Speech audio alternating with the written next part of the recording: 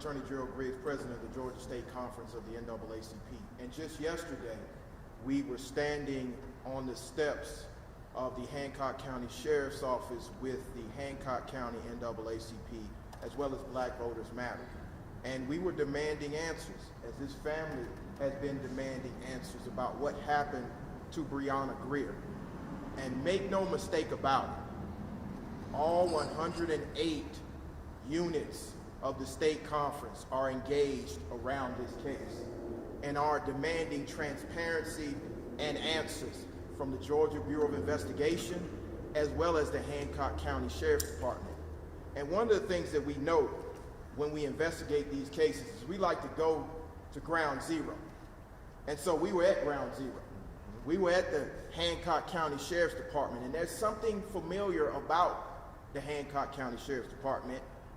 The fact that the ambulance barn is right next to the Hancock County Sheriff's Office. It's not even a block. It's right across the street in the parking lot. And as we were protesting and demanding accountability in this case, we saw an ambulance leave that barn to go into service. And so the question remains for the Hancock County Sheriff, for the Georgia Bureau of Investigation, is why, when a young lady was in mental health distress, was not an ambulance summoned. This family has called for help before and the ambulance has come. What was different about this case? And so we are calling on the Georgia Bureau of Investigation not only to release one tape, but to release all the tapes, to release all the information, to make sure this family has answers. Because as the oldest civil rights organization in this state, we take people's civil rights very seriously. You know, in Georgia, there's been a conversation going on about mental health. They passed a new law that went into effect earlier this year. So my question now, are we going to fund what we talk about?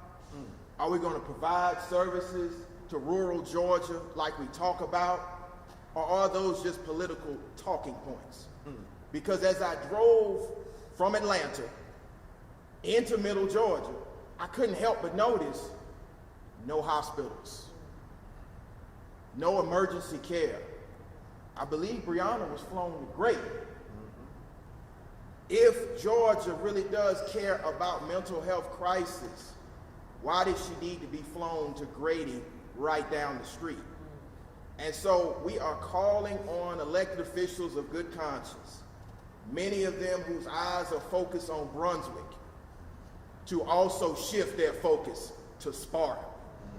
It's time for there to be accountability and justice in Georgia. And we at the Georgia NAACP will stand shoulder to shoulder. We have already made contact with National. They are very interested in what is happening here. And we have a simple request. Answer the questions of this family, because the summer's not over yet. And it could easily turn into Freedom Summer 2022, because we all know what started Freedom Summer 2020.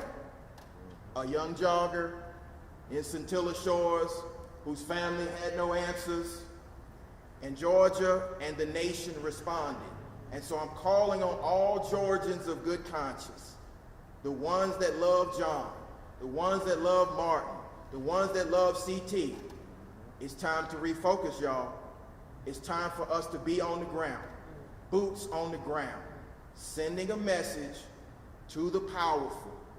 This does not happen in Georgia, period, without being dealt with. And I know my sister Tamika is going to get up here in a few minutes, but I want to make clear, in Georgia, we will protect black women. We will protect black women. And so we stand shoulder to shoulder with this family, those beautiful two little girls. Their mother's life mattered. And so for all the politicians that are listening, mental health is on the ballot. You know, we know how to turn out voters. So we need these questions answered, and we need them answered right now. I'm Attorney Gerald Grier, the president of the Georgia State Conference, and we want answers now.